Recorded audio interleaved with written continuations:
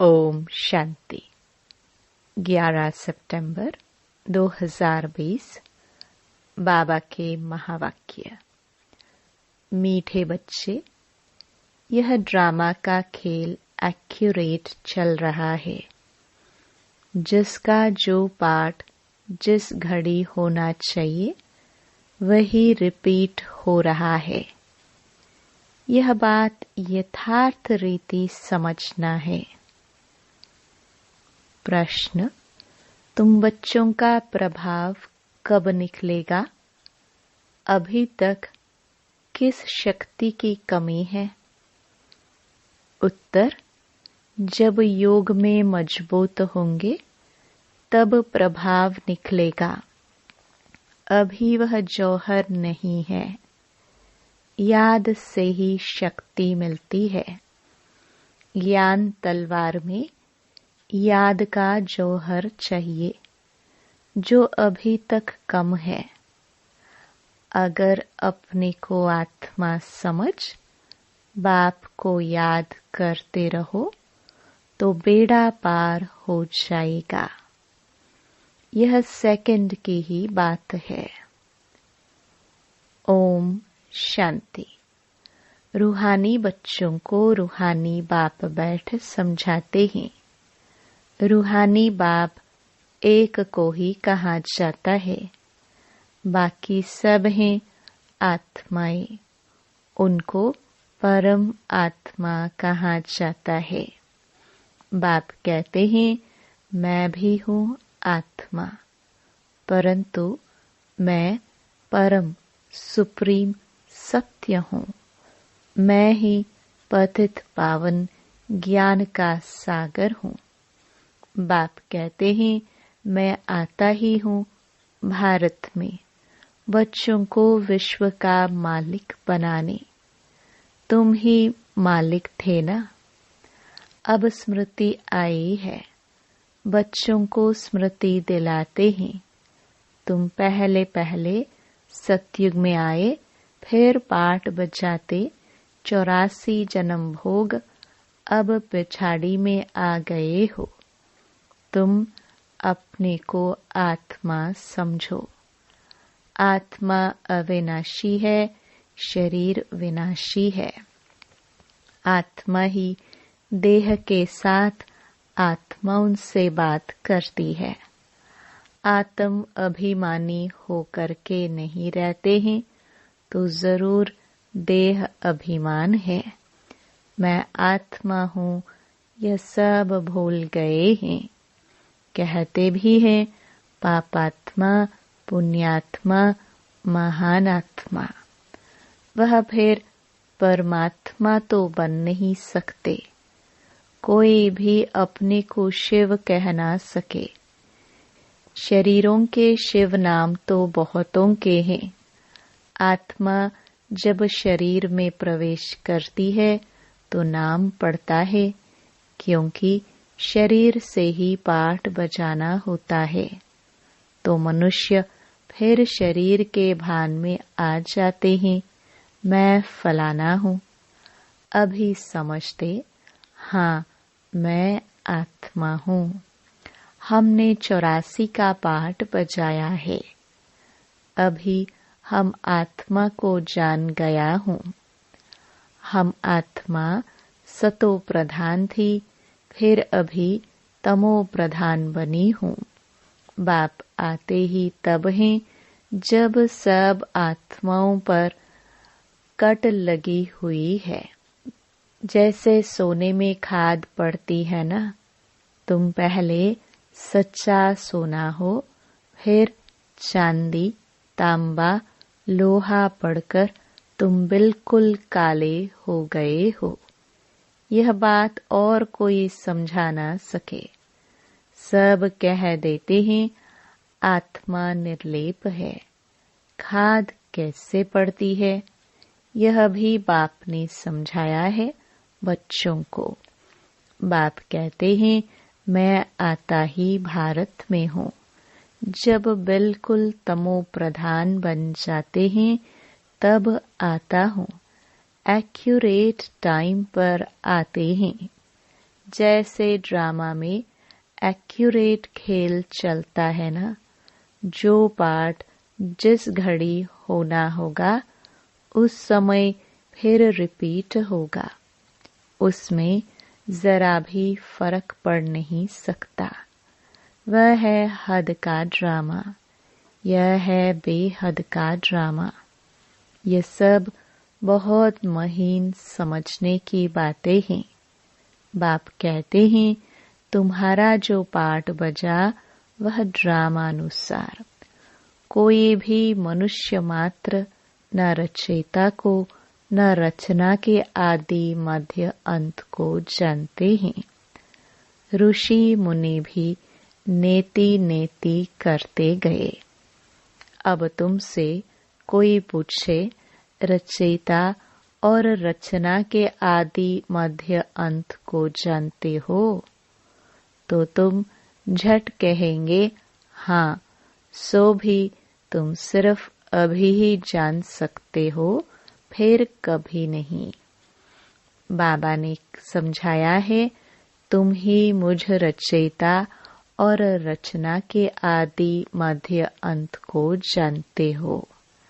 अच्छा, यह लक्ष्मी नारायण का राज्य कब होगा, यह जानते होंगे? नहीं, इनमें कोई ज्ञान नहीं। यह तो वंडर है। तुम कहते हो हमारे में ज्ञान है, यह भी तुम समझते हो। बाप का पाठ ही एक बार का है। तुम्हारी एम ऑब्जेक्ट ही है यह लक्ष्मी नारायण बनने की। बन गए फिर तो पढ़ाई की दरकार नहीं रहेगी। बैरिस्टर बन गया सो बन गया।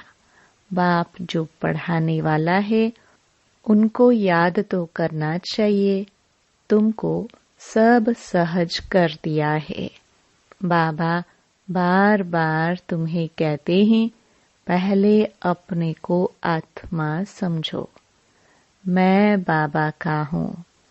पहले तुम नास्तिक थे, अभी आस्तिक बने हो। इन लक्ष्मी नारायण ने भी आस्तिक बनकर ही यह वर्षा लिया है जो अभी तुम ले रहे हो। अभी तुम आस्तिक बन रहे हो। आस्तिक नास्तिक यह अक्षर इस समय के हैं। वहाँ यह अक्षर ही नहीं, पूछने की बात ही नहीं रह सकती। यहाँ प्रश्न उठते हैं तब तो पूछते हैं, रचता और रचना को जानते हो? तो कह देते नहीं। बाप ही आकर अपना परिचय देते हैं और रचना के आदि मध्य अंत का राज समझाते हैं। बाप है बेहद का मालिक, रचयिता। बच्चों को समझाया गया है और धर्म स्थापक भी यहाँ जरूर आते हैं। तुमको साक्षात्कार कराया था। इब्राहिम, क्राइस्ट आदि कैसे आते हैं? वह तो पिछाड़ी में जब बहुत आवाज निकलेगा तब आएंगे। बाप कहते हैं बच्चे, देह सहित देह के सब धर्मों को त्याग मुझे याद करो। अभी तुम सम्मुख बैठे हो। अपने को देह नहीं समझना है। मैं आत्मा हूँ। अपने को आत्मा समझ बाप को याद करते रहो तो बेड़ा पार हो जाएगा। सेकंड की बात है। मुक्ति में जाने के लिए ही भक्ति आधा कल्प करते हैं, लेकिन कोई भी आत्मा वापस जा नहीं सकती। 5000 वर्ष पहले भी बाप ने यह समझाया था, अभी भी समझाते हैं। श्री कृष्ण यह बातें समझा नहीं सकते। उनको बाप भी नहीं कहेंगे। बाप है लौकिक, अलौकिक और पारलौकिक। हद का बाप लौकिक, बेहद का बाप है पारलौकिक आत्माओं का, और एक यह है संगम युगी वंडरफुल बाप। इनको अलौकिक कहा जाता है। प्रजापिता ब्रह्मा को कोई याद ही नहीं करते। वह हमारा ग्रेट ग्रेट ग्रैंडफादर है। यह बुद्धि में नहीं आता है। कहते भी हैं आदि देव एडम, परंतु कहने मात्र। मंदिरों में भी आदि देव का चित्र है ना। तुम वहां जाएंगे तो समझेंगे यह तो हमारा यादगार है। बाबा भी बैठे हैं, हम भी बैठे हैं। यहाँ बाप चैतन्य में बैठे हैं, वहाँ जड़ चित्र रखे हैं। ऊपर में स्वर्ग भी ठीक है। जिन्होंने मंदिर देखा है वह जानते हैं कि बाबा हमको अब चैतन्य में राजयोग सिखा रहे हैं, फिर बाद में मंदिर बनाते हैं। यह स्मृति में आना चाहिए कि यह सब हमारे यादगार है। यह लक्ष्मी नारायण अब हम बन रहे हैं थे, फिर सीढ़ी उतरते आए हैं। अब फिर हम घर जाकर राम राज्य में आएंगे। पीछे होता है रावण राज्य, फिर हम वाम मार्ग में चले जाते हैं। बाप कितना अच्छी रीति समझाते हैं। इस समय सभी मनुष्य मात्र पतित हैं, इसलिए पुकारते हैं, हे पतित पावन, आकर हमको पावन बनाओ, दुख हर कर सुख का रास्ता बताओ। कहते भी हैं भगवान जरूर कोई वेश में आ जाएगा। अब कुत्ते बिल्ली ठिक्कर भित्तर आदि में तो नहीं आएंगे। गाया हुआ है भाग्यशाली रथ पर आते हैं। बाप खुद कहते हैं मैं इस साधारण रथ में प्रवेश करता हूँ। यह अपने जन्मों को नहीं जानते हैं, तुम अभी जानते हो। इनके बहुत जन्मों के अंत में जब वानप्रस्थ अवस्था होती है तब मैं प्रवेश करता हूँ। भक्ति मार्ग में पांडवों के बहुत बड़े बड़े चित्र बनाए हैं। रंगून में बुद्ध का भी बहुत बड़ा चित्र है। इतना बड़ा कोई मनुष्य होता थोड़े ही है। बच्चों को तो अब हंसी आदि होगी। रावण का चित्र कैसे बनाया है। दिन प्रतिदिन बड़ा करते जाते हैं। यह क्या चीज है जो हर वर्ष जलाते हैं। ऐसा कोई दुश्मन होगा। दुश्मन का ही चित्र बनाकर जलाते हैं। अच्छा, रावण कौन है, कब दुश्मन बना है, जो हर वर्ष जलाते आते हैं। इस दुश्मन का किसको भी पता नहीं है। उनका अर्थ कोई बिल्कुल नहीं जानते। बाप समझाते हैं वह है ही रावण संप्रदाय, तुम हो राम संप्रदाय।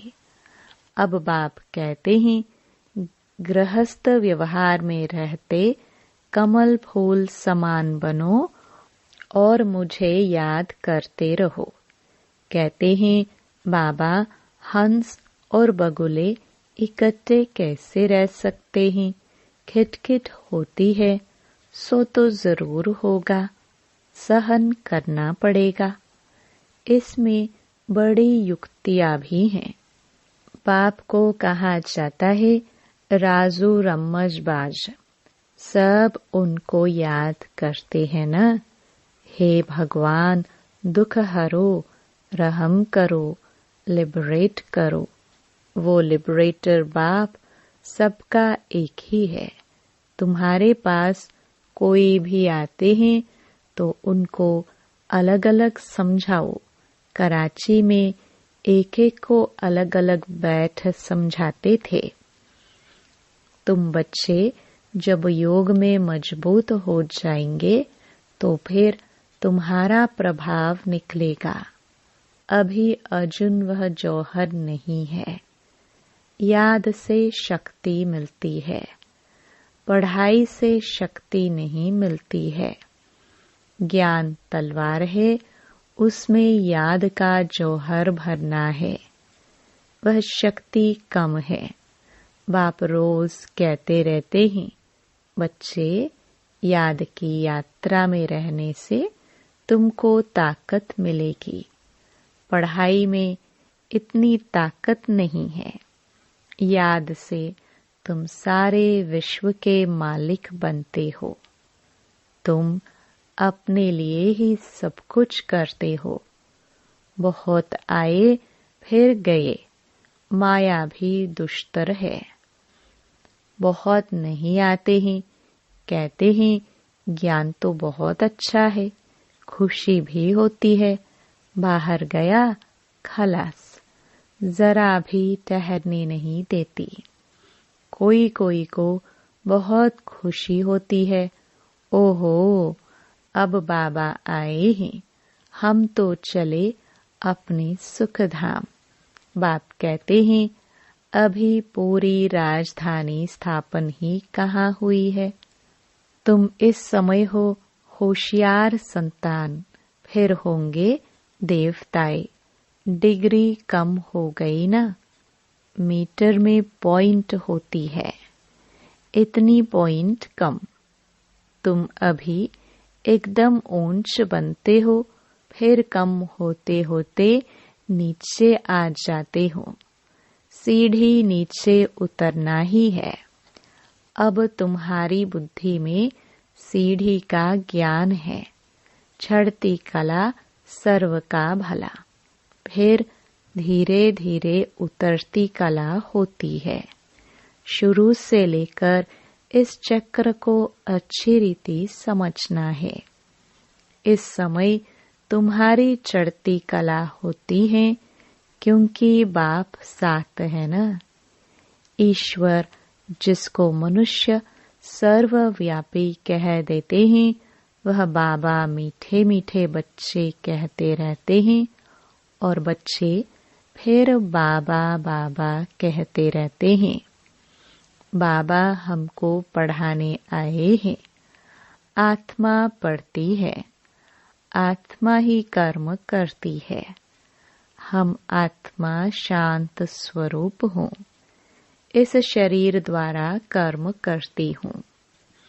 अशांत अक्षर ही तब कहा जाता है जब दुख होता है। बाकी शांति तो हमारा स्वधर्म है। बहुत कहते हैं मन की शांति हो। अरे, आत्मा तो स्वयं शांत स्वरूप है। उनका घर ही है शांति धाम। तुम अपने को भूल गए हो। तुम तो शांति धाम के रहने वाले थे। शांति वहाँ ही मिलेगी। आजकल कहते हैं एक राज्य, एक धर्म, एक भाषा हो। One cast, one religion, one God. अब गवर्नमेंट लिखती भी है वन गॉड है, फिर सर्वव्यापी क्यों कहते हैं? वन गॉड तो कोई मानता ही नहीं है। तो अब तुमको फिर यह लिखना है। लक्ष्मी नारायण का चित्र बनाते हो, ऊपर में लिख दो, सतयुग में जब इन्हों का राज्य था तो one god, one deity religion था। परंतु मनुष्य कुछ समझते नहीं हैं, अटेंशन नहीं देते। अटेंशन उनका जाएगा जो हमारे ब्राह्मण कुल का होगा, और कोई नहीं समझेंगे। इसलिए बाबा कहते हैं अलग अलग बिठाओ, फिर समझाओ। फॉर्म भराओ तो मालूम पड़ेगा, क्योंकि कोई किसको मानने वाला होगा, कोई किसको। सबको इकट्ठा कैसे समझाएंगे? अपनी अपनी बात सुनाने लग पड़ेंगे। पहले पहले तो पूछना चाहिए, कहाँ आए हो? बीके का नाम सुना है? प्रजापिता ब्रह्मा तुम्हारा क्या लगता है? कभी नाम सुना है? तुम प्रजापिता ब्रह्मा की संतान नहीं हो। हम तो प्रैक्टिकल में हैं।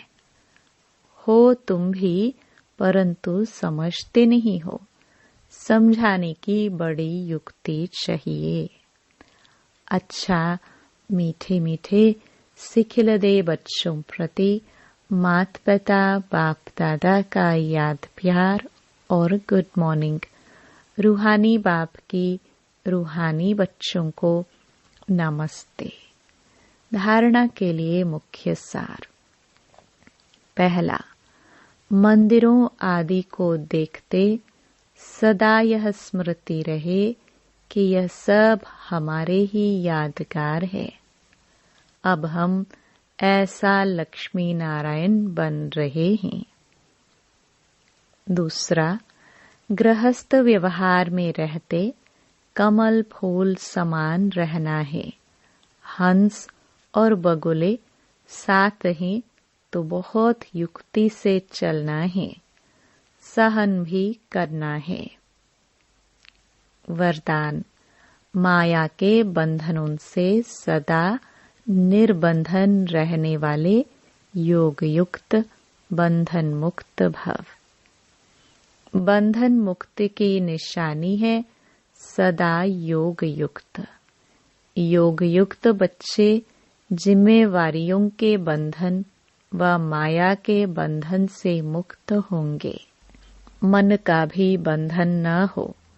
लौकिक जिम्मेवारी तो खेल है, इसलिए डायरेक्शन प्रमाण खेल की रीति से हंसकर खेलो तो कभी छोटी छोटी बातों में थकेंगे नहीं।